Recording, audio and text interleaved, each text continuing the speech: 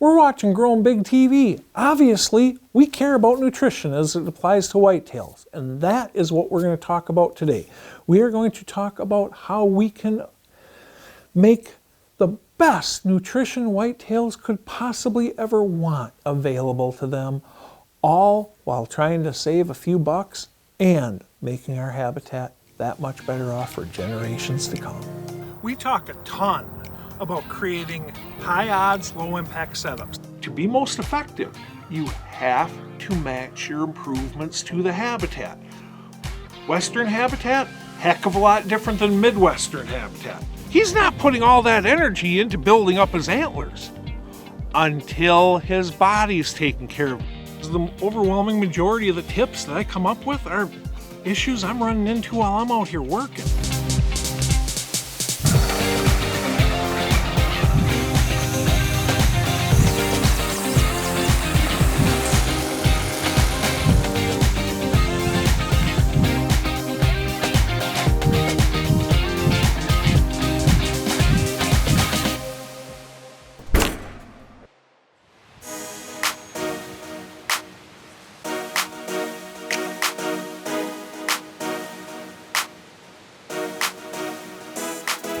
If you really want to do the best good for whitetails you humanly possibly can, target the seasonal low point of food, their nutritional valley for the year.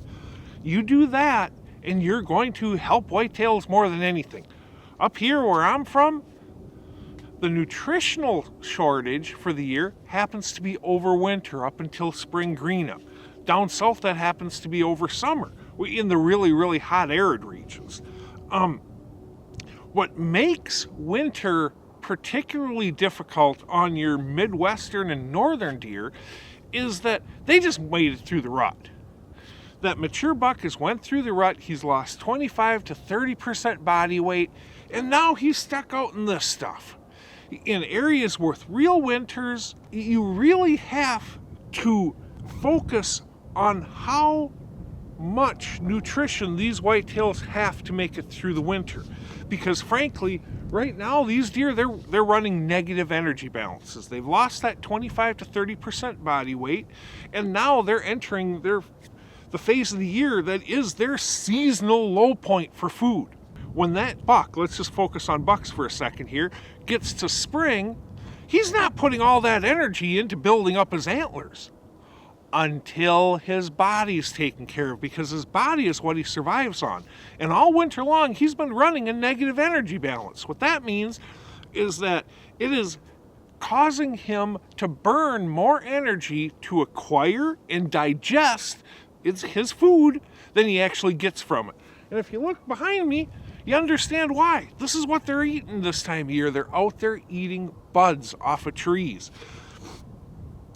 So he gets to spring, he's not putting all that energy into building that rack. No, the first thing he's doing is he's taking care of his body.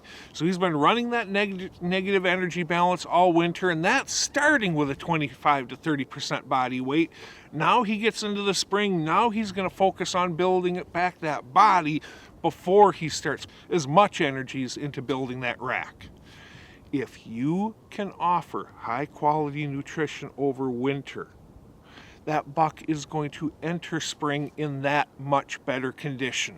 Those does are going to enter spring in that much better condition. For the fawning that they have ahead of them, those fawns are going to enter spring in that much better condition, which is great because they need another year of growth desperately bad. Offering that nutrition over those seasonal low points will do more benefits for deer health than about anything else you can do. Growing Big TV is brought to you by 10-Point Crossbow Technologies. There is no substitute. Redneck Blinds, the best hunting blinds on the planet.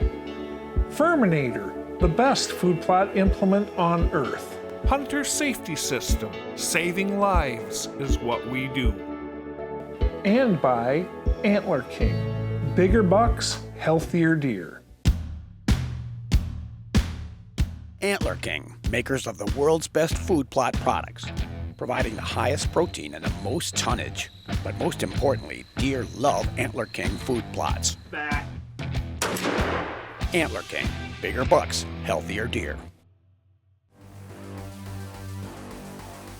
This segment of Grown Big TV is brought to you by 10-Point Crossbow Technologies. There is no substitute.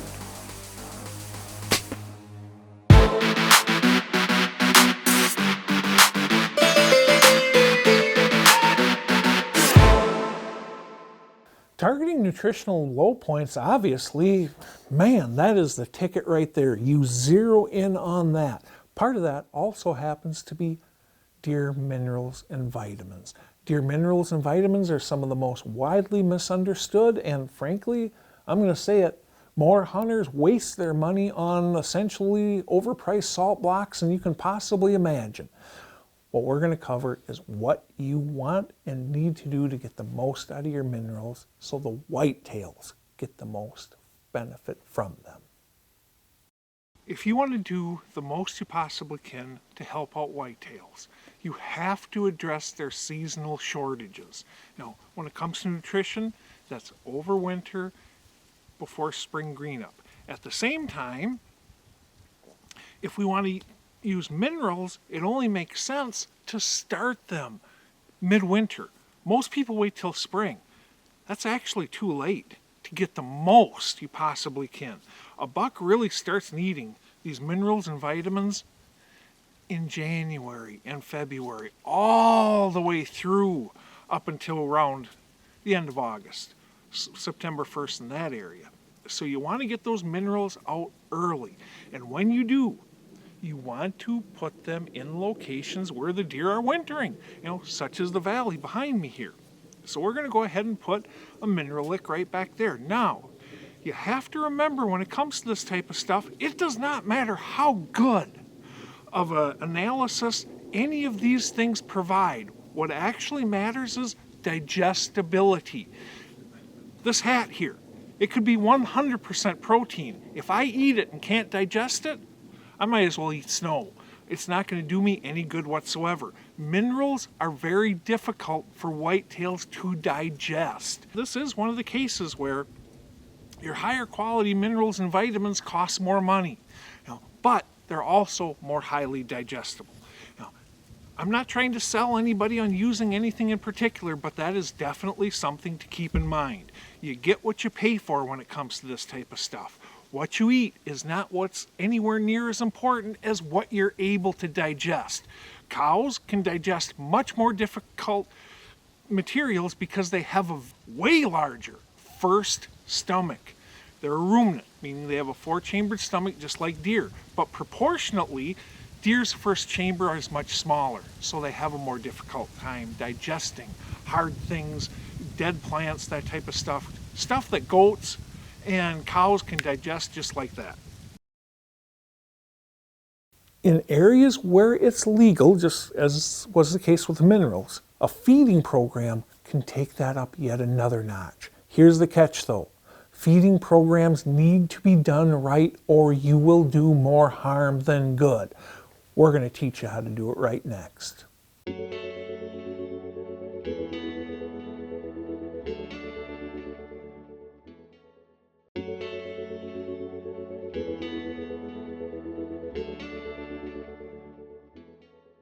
As you can see, the quality of minerals, when you start using them, where you use them, they all make a very big difference.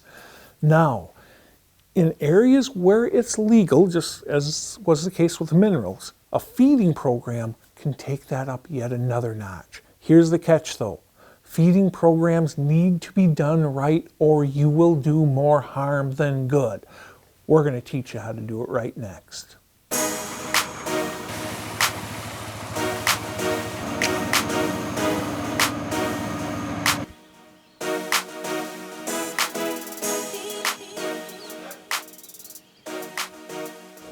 As all you longtime viewers realize, it is very, very, very rare for this. Well, as a matter of fact, this is the very first time this Grown Big hasn't been a one-man show, but this is a critical topic. And frankly, we are unbelievably lucky, blessed, to have Todd Stittelberg, my friend, the Antler King himself, guest hosting with us so we can get this one right. And that is, and Todd, just a little bit of background here, has been a whitetail nutritionalist for what, 30 years? Over 30 years. Yeah. Yeah. This man knows whitetail nutrition like the back of his hand. He has forgot more than I think I know. Todd, I want to talk over winter feeding. Okay. A lot of people go out and they, very, very well-intentioned, are trying to help deer overwinter by going ahead and supplementally feeding. The problem is, is that a person can do more harm than good doing this. What should a person be concerned with so they don't end up trying to do good but end up doing harm? I think the most important factor is digestibility. Okay. I could take my hat off my head, feed it to a goat will eat it. But what is that? How much of that will the goat be able to digest and actually put into nutrients that they can use for body growth or just overall body maintenance? So digestibility is very, very important. Okay. And so, if you don't mind, so what you're really saying, if I'm understanding you correctly, is it doesn't really matter that much as far as whitetail health what a deer eats, anywhere near as much as what a deer can digest. What minerals and vitamins and energies and proteins are they actually able to get out of that food and utilize? Absolutely, yeah. And so when you look at a number of different things that are commonly fed, of course, corn probably would be number one. Mm-hmm. Can deer digest corn? Yes, they can. It's a good source of energy, but it can also cause some stomach problems. It can cause some acidosis, and so on. So corn by itself, I never ever would recommend just feeding corn by itself. And to get down into the weeds a little bit here, the reason that you don't want to feed corn over winter has a lot to do with the fact that the microbes in their rumen have went ahead and evolved to digest woody browse. Mm-hmm. As opposed to over the summer, fall, eating corn, no problem, because the biology in the rumen has adopted to go ahead and break it down. But now you put that whitetail on a nothing but woody browse diet for a month and then hit them with that corn. That's when, boom, all of a sudden there's a shock to that system, correct? That's certainly part of it. I think the other thing that is important to talk about is simply that corn can be pretty hard on a deer's digestive tract. Probably the easiest way to explain it would be if we had a steady diet of baked beans for every meal for a week. We're going to have some gas. We're not going to feel that good. And in a nutshell, that's kind of what corn can do. A high level of corn in a deer's diet can do to that deer. So are there ways to actually feed corn safely? Yes. One way would be to use a digestive aid. With that, yeast is important. Other probiotics are also important in helping or aiding that deer digest corn. Feeding corn along with a protein pellet or protein and energy pellet would be also another option. But by itself, I definitely would stay away from it. Feeding is a very, very well-intentioned but potentially dangerous thing to do to whitetails. You have to make darn sure that you follow the proper procedures for feeding whitetails. Ask yourself beforehand whether or not you can make the financial commitment and the time commitment. If you can make a big difference as long as you use quality products. But if you can't, don't bother, Todd. Thank you. This was invaluable. Welcome, Steve. Grown Big TV is brought to you by Chestnut Hill Outdoors, Reconics, see what you've been missing, and by Wildlife Research Center, the gold standard.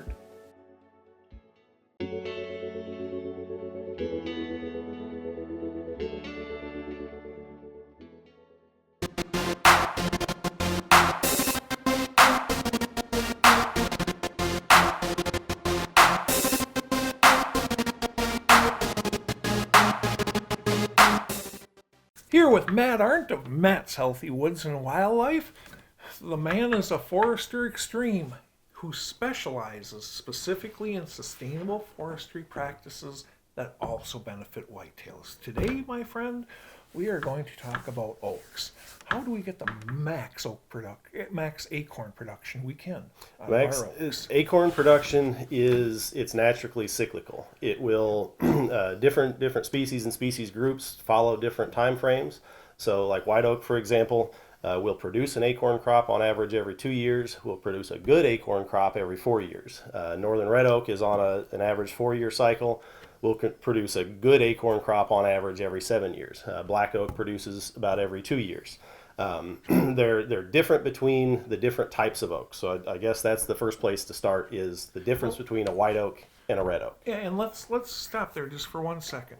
You're saying that it takes every 7 years, or was it 4 or 7 years, for the red oaks to produce a really good crop? A bumper crop is on average about every 7 years for northern red oak. But red oaks actually do. I've grown up being told that red oaks are capable of producing an acorn crop every single year. That's correct. Okay. Whereas your white oaks are capable of producing an acorn crop every other year. And the reason I'm actually mentioning this, and now you throw in the rest you're talking about there, if you want acorns on the ground, it is really not a bad idea to have a diverse stand of oaks, is it? Absolutely. And that goes into the difference between red oaks and white oaks. The white oak group in general, the actual white oak, swamp white oak, post oak, chinkapin oak, bur oak, the white oaks, a flower this spring is an acorn this fall. In the red oaks, the northern red, the black oak, the pin oak, etc., an acorn this spring, a flower this spring is an acorn next fall. So the red oaks take 2 full years for that acorn to mature. So that's kind of nature's defense against a late frost or poor weather conditions. Sure. So if we have a late frost this year, that's going to kill all the white oak flowers, but the red oaks still have acorns from last year. So you'll still get red oaks this fall, but you won't get any white oak acorns. And so having that, the differing maturity cycles really helps to make sure that you actually do have acorns each fall. And like you said, a diverse stand of healthy trees is going to be the best way to ensure that you have that acorn crop each fall. And you were talking differences of white oaks and red oaks.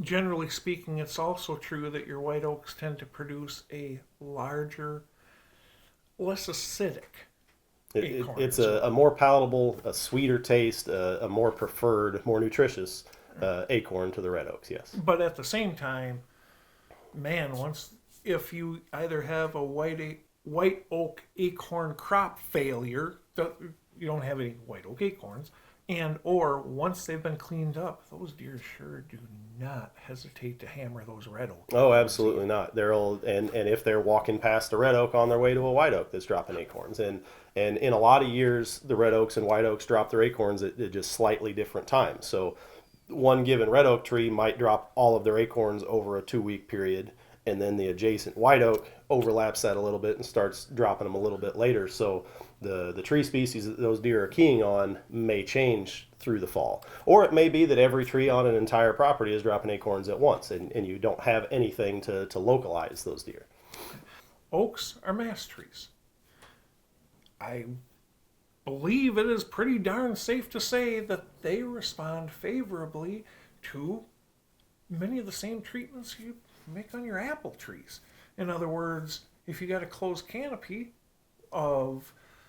if your canopy's closed with less desirable trees, you open up that canopy and you're allowing that tree to flourish.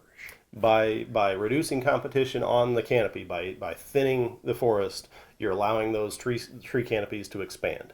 So by allowing those tree canopies to expand, there's going to be more fine twigs, acorn producing twigs.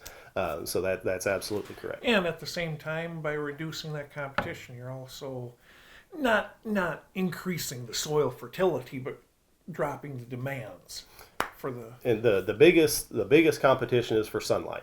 So the nutrient and water competition is a lesser effect. The competition for direct sunlight is the biggest one on trees. So any thinning you can do to alleviate crowding in the canopy and allow those desirable tree canopies to expand is it's gonna allow more fruiting potential in the number of twigs, and it's also going to make that tree a more vigorous tree, so it's more likely to be able to expend the energy. It's going to give you the biggest bang for the buck. Yes. Beautiful. Thank you very much, Matt.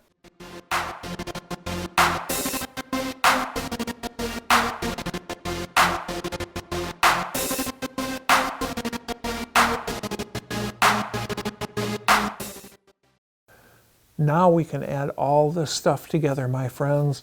We've targeted the nutritional low points for whitetails. We are offering them actually truly beneficial mineral products where legal.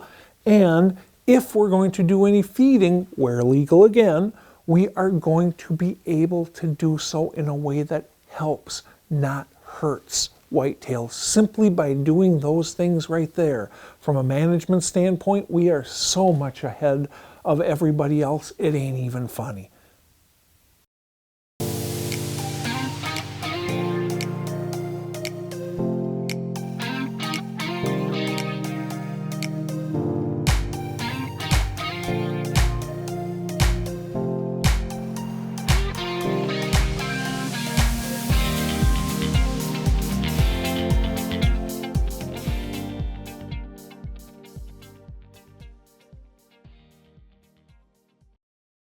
Thank you for watching Growing Big TV. If you want more information, we've got the social media covered, we've got the magazine covered, we got the TV and thing covered. We are a wealth of information, and we're here to help you become better hunters and managers. Thanks again for watching Growing Big TV. Go forth and conquer, my friends.